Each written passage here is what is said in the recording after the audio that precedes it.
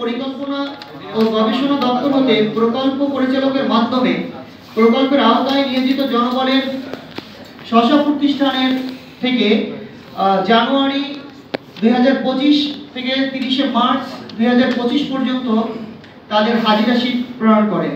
কিন্তু দুঃখের বিষয় 5 মে স্বাস্থ্য পরিবার কল্যাণ মন্ত্রণালয়ের প্রকল্পের বাস্তবায়ন শাখা 1 হতে জানান যে 1 জানুয়ারি 2025 হতে প্রকল্পের সকল জনবল অনুপস্থিত।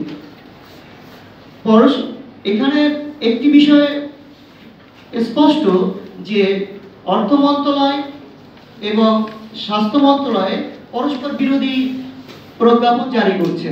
একদিকে তারা জনবলকে অনুপস্থিত বলছেন, অন্যদিকে স্ব প্রতিষ্ঠানের মাধ্যমে তাদের বেতন দেওয়ার লক্ষ্যে হাজিরা শীট চেয়ে ইমেল দেন এবং সেই ইমেল মারফত তারা হাজিরা শীট জমা নেন।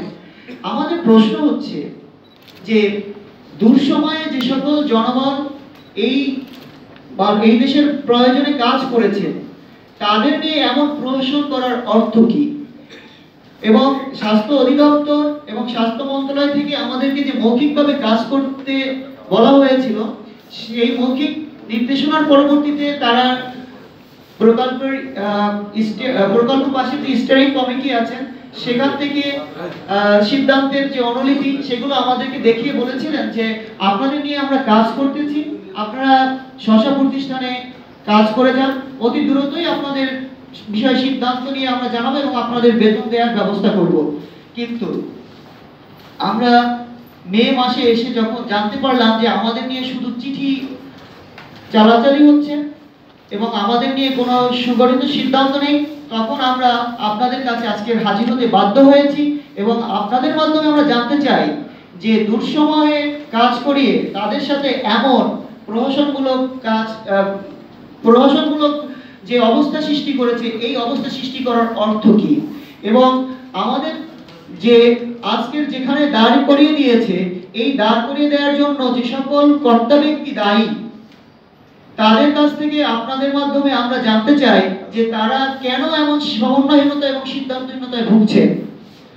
আমাদের একটাই তাদের কাছে দাবি, আমাদের বকেয়া বেতন অতি দ্রুত দিতে হবে এবং আমাদের ভবিষ্যৎ নিয়ে তাদেরকে সুস্পষ্ট সিদ্ধান্ত দিতে হবে। এই জনবল এমন করে ঢুকতে পারে না, এই জনবল দুঃসময়ে কাজ করে যে আজকে সংগ্রাম করে টিকে আছে তাদের নিয়ে এমন প্রহসনমূলক কোনো ঘটনাই ঘটতে পারে না। যখন এমন ঘটনা ঘটছে তখন আমাদের দাবি আরো জোরালো হচ্ছে, আমাদের চাকরিগুলো অনতিবিলম্বে স্থায়ীকরণ করতে হবে। আমাদের নাম দিয়ে পদ সৃজন করা হচ্ছে, অথচ আমাদেরকে কেন এখনো এমন অনিশ্চয়তায় যুক্ত হচ্ছে, কেন আমাদেরকে নিয়ে চুক্তি করার কথা হচ্ছে? যেহেতু আমাদের কোভিড কালীন কর্মরত কর্মকর্তা কর্মচারীদের নিয়ে পদ সৃজন হচ্ছে, সেহেতু উক্ত পদে আমাদেরকে স্থায়ীকরণ করতে হবে এবং আমাদের ধন্যবাদ সকলকে।